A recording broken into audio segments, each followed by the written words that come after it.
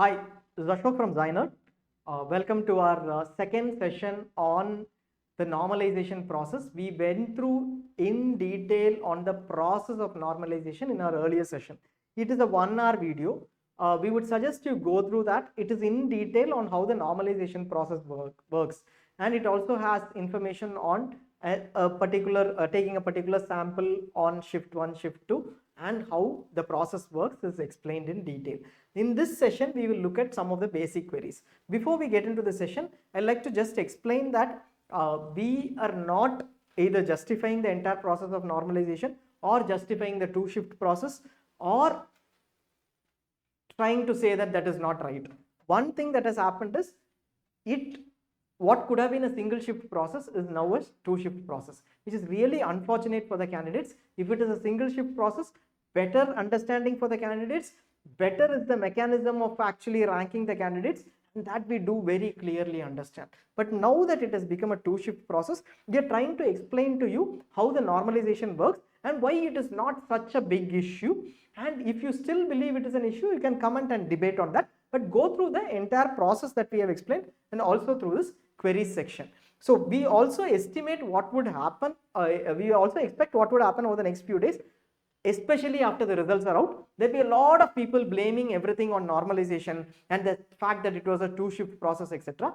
But everything is actually structured to a great extent. What possibly would finally end up happening is at a certain range, a 0.0005% change in ranks might happen, but otherwise the normalization process is pretty much something that is used across different tests, especially in JEE, and accepted across those statisticians who actually are possibly looking at JEE as well. So here we are looking at NEET PG 2024 candidates. What number of candidates who attended the examination? We said that 2.28 lakh candidates had attended the examination, and we have around 2.2 lakh candidates who might actually end up appearing. Basically, after reducing for absenteeism, which is around 8k to 10k every year, 2.1 lakh to 2.19 lakh to 2.2 lakhs, maybe a slight 3,000, 4,000 plus or minus might be there. This is based on NBE's intimation. We also mentioned that the questions are into 5 sections, each section of 40 questions each, 42 minutes for each section. You can't go back to a question. Maximum marks is 800 marks with 4 marks per 200 questions. And that is how it is. Note that there is no specific area or specialty in each section. That is what we understand. We are yet to discuss with the candidates. Our understanding is that at least on paper, there is no specialty, like first section is anatomy and pharmacology, etc. And that has not been listed down, which means as a criteria saying, like in UG saying biology is the biology section carries the higher weightage than physics, chemistry, etc. in terms of a tie-breaking criteria. We don't have a specific section-based tie-breaking possibility is what we want to mention. And then two shifts, obviously, what is expected for proper normalization? We believe that NBE would have done this. Equal distributions of candidates in both shifts. So if shift 1, there were 1,14,000 candidates. Shift 2, they should have scheduled 1.14 lakhs exactly. Scheduled. But the problem is not the same number of candidates would be absent. So the final numbers actually appeared will be different across shifts. Minor difference only. And random distribution of candidates, it is not like, let us say in Kerala, everybody wrote in first shift, or in certain centers, 5 centers in Thrissur, everybody wrote in first shift, which will result in a very difficult scenario for NBE, because in case one paper is easy or difficult, and that is a paper where many people who are actually in a coaching center there, high performers are there, that will result in an issue. So possibly in every center, we possibly think that NBE would have put in X numbers in the morning, same X numbers would have been scheduled for the evening session as well.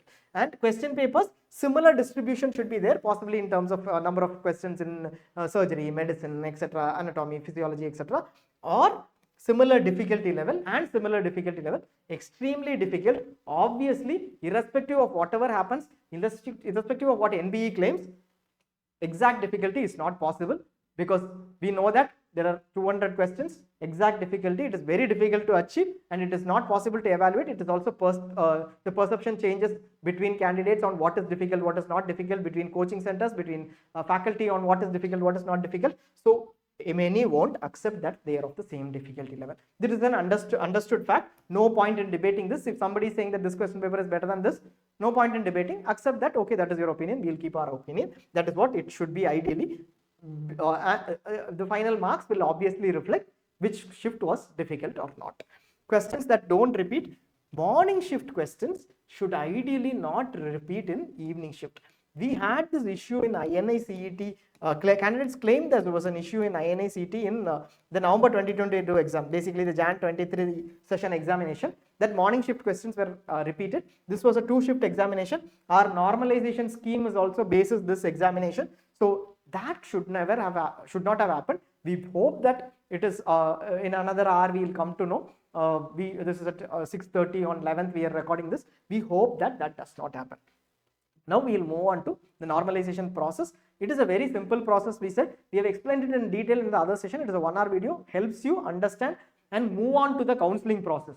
Not keep debating on this, because your ranks, marks, everything will be taken care of NBE. It is a very transparent process too, provided they share the shift wise. Shift 1, what are the marks of each candidate, ranks of each candidate, and the percentile of each candidate within this, and then the overall rank if they share, then it will be very easy for us. Obviously we believe that they will share. NBE is one body, they have been sharing. We expect that they will share that. It is absolutely transparent. Once they share it, they will not be able to make any goof up if they share this data. There was an issue with respect to the INICET of January 2023 where this information was not shared. INICET, they don't share the marks. NBE shares the marks every year. So it should be transparent. Even if they give the marks to us along the tie-breaking criteria, we will also be able to pull it out. You will be able to pull it out if you watch our video. So that level of transparency we can expect from NBE, hopefully. Okay, now this is how we started the process, right? We said that we list down shifts into shift 1, shift 2, and each of the ranks will be listed down within the shifts, and then the normalization process happens. So this is just to give you an example and to tell you, now this has happened. You can't take that away, correct? Round 1, shift 1, some people have completed the process examination, 1,10,500. This is an example. Let us say these many people have completed. Shift 2, a slightly lower number have completed.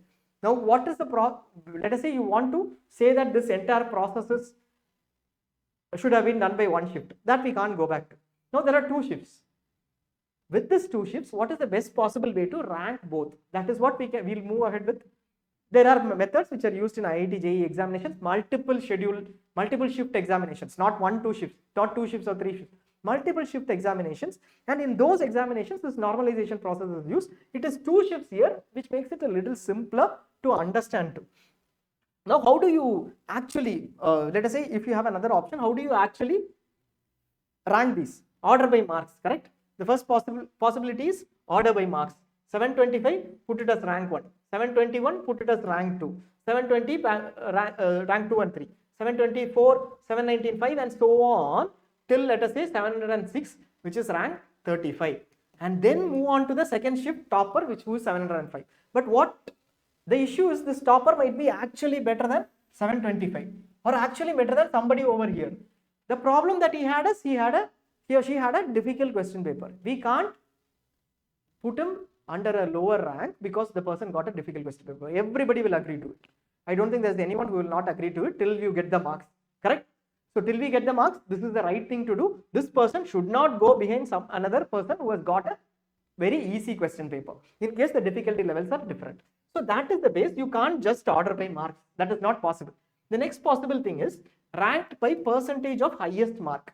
Like let us say 800 is the total marks. This person 705, assuming that this person is the highest mark, you then equate saying that 699 is the next best mark out of 705. This some states do for your CBSE to ICSE to state board conversions in 12th, for their used to do for before NEET UG. So 699 by 705, let us say this is a 99.3%, that is taken as this person's percentage. This person is at 100%, this person is at 99.3%, and this person, and so on. So somebody who has scored 352 would be 352 by 705, which is 50%. It is on the maximum mark. Maximum mark is assumed to be 100%. But here 721 out of 725 would move on to 99.5% or so, this person's marks. The problem with this entire system is, in the entire examination, let us say there is one person who has scored here 780 marks and the rest of them have scored 699 onwards. Because this one person was extremely brilliant, you get 699 out of 780, and that lowers your mark to what? 90%. While instead that person moves on to a different shift, you would have still got 605 as your next best person, or you would be the topper. So that is not a very valid thing to do. Obviously it has its flaws. In 12th etc. that they might do it, but here it has its flaws. What is the next best option? Something better. We have normalization. That is how we move to normalization, not the other way around, trying to find faults in normalization and say that everything is wrong, and keep putting the blame on normalization for our performance. Now again we are mentioning, we don't usually do videos like this to explain this. The reason why we are explaining it in detail, we have already done our session. If you have not done our session and your motive is to say that normalization is not right, please watch our video and come here, or you don't go through the session at all, that is also fine. You can still continue debating with your queries. But this is to tell you that normalization is here to stay. No possible court case can change it, because this is a time tested method used in other examinations. Unless there is a goof up done by NBE in terms of questions being similar in both shifts, then there is a problem. But otherwise nothing is going to change this. When your marks come up, instead of saying that normalization is the reason, possibly we have to move to working on with the rank that I have got at that point to the counseling. We will have very limited time this year, so please move on to the counseling, and the debate on normalization, let it not take away your time into something which is not going to change. That is the reason why we are running these sessions. Perfect method? Normalization is the perfect method? No, definitely not. This is a 2 shifts is the perfect method? No, single shift is the best method.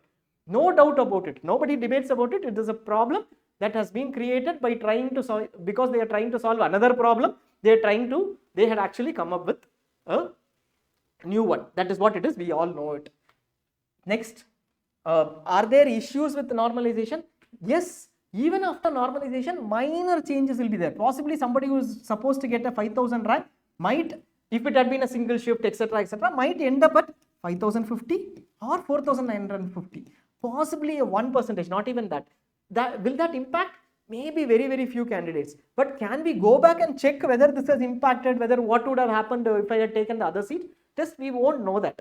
So it is with its minor deviations, yes, but possibly the best possible method now that 2 shifts has happened.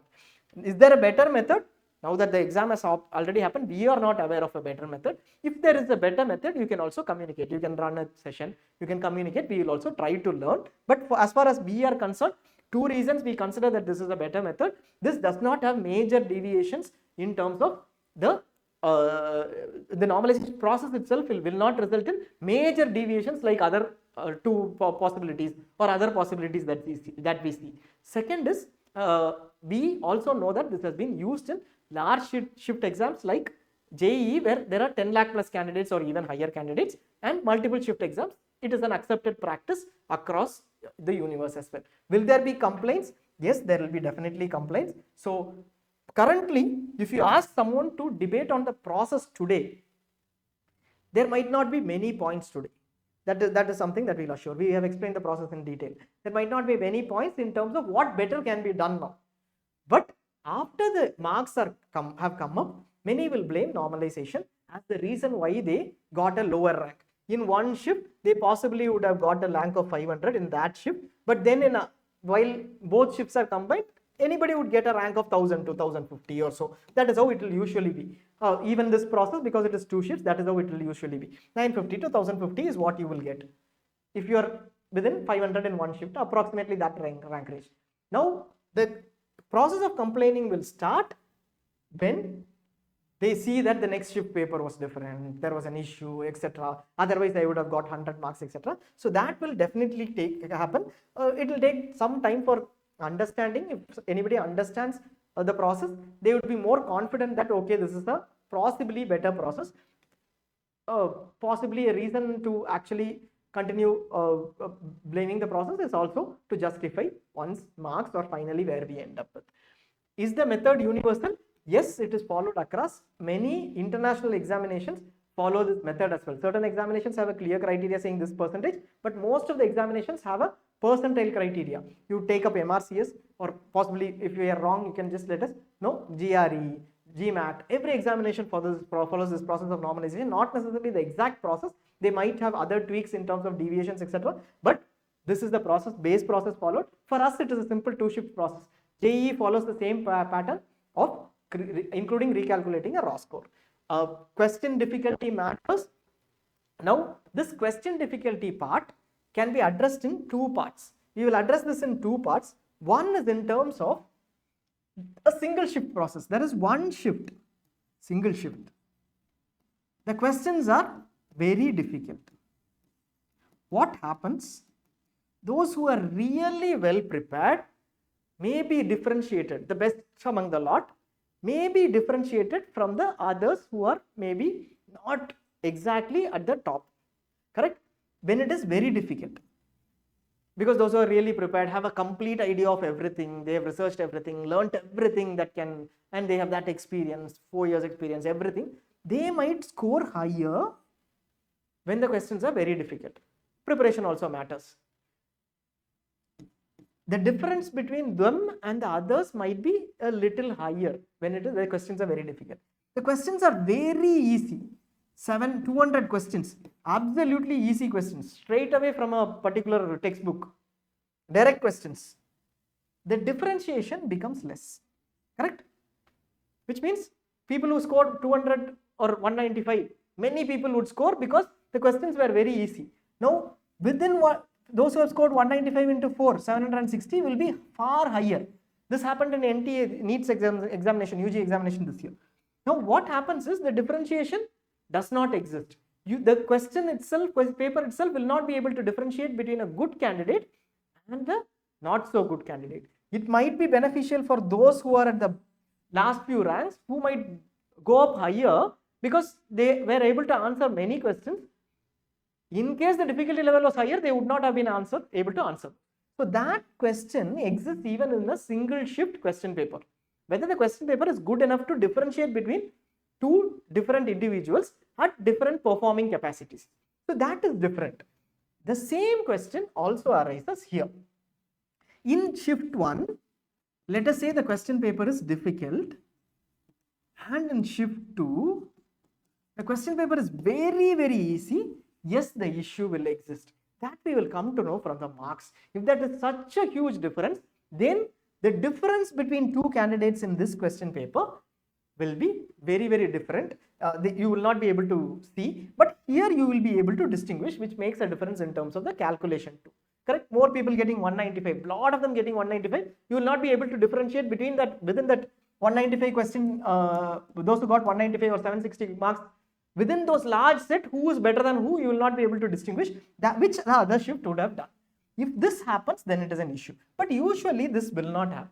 So within the same question paper, one is easy, where the top scorers are 780, there is 760, 750, etc. Another is 760, 780, 740, 720, etc. This 20 marks difference across, cut across, not because it is an easy question paper, but cut across, may actually be absorbed by the percentile scores. This is a difficult question paper, but this person was able to score 760. Therefore, he or she is equivalent to another person who has scored 780 in a slightly easier question paper. So these both are equated, and that is how the normalization process works.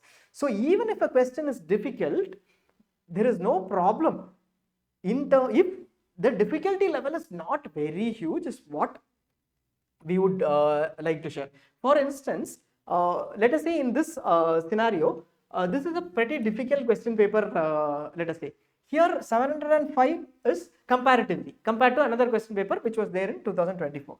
Now we can see that here in 2022, this is actually 2022's question paper, 705 was ranked 1 overall marks. But in 2023, this is actually 2023's, 725 was ranked 1. Now the difficulty levels are different, but we assume that if 705 had gone and this person had gone in and attempted this question paper, they would have got slightly higher marks only. Basically, that is what we would assume, and that is how the process of normalization also, that is the basis for the process of normalization also. Now we look at other questions.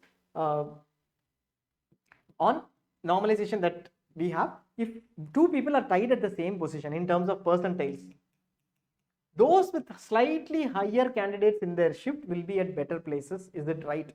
That is the question. So basically, let us say we are looking at a scenario over here where 1000, rank 1000 is here. The person is 99.095926 percentile. Here 99.087 percentile, which is slightly lower. This is a bigger number. Both of them are rank thousands. This is shift 1, this is shift 2. This person is a higher percentile, lower percentile, this person is a higher percentile, therefore this person will come below this rank 1000. So when the ranking happens, this person will be at a particular rank, let's say 1999, and this person will come at 2000 only because the percentiles are lower. The question for this person who is in shift 2 scoring rank 1000 is, I scored rank 1000. Why are you placing me below the other person?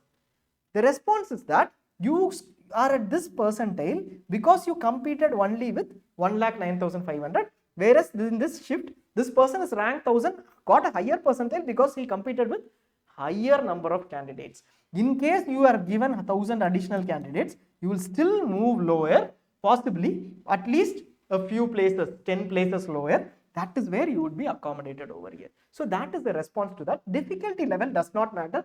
In this case, in case this is highly difficult, still what is happening? You are still moving to somewhere around 1000 even though your marks are lower. That is how you need to look at 627. I am 605. My marks are lower, but still I am moving to some place just below someone who has scored 627 because there is accommodation for the lower marks I scored because of a difficult question paper as analyzed by the process. And what if we go for alternate methods? We discussed this maximum marks age based method, etc. All of them have bigger flaws, bigger deviations, bigger court cases. This is possibly the best method. In those who are actually saying that this method creates problems, one should suggest a better method, right?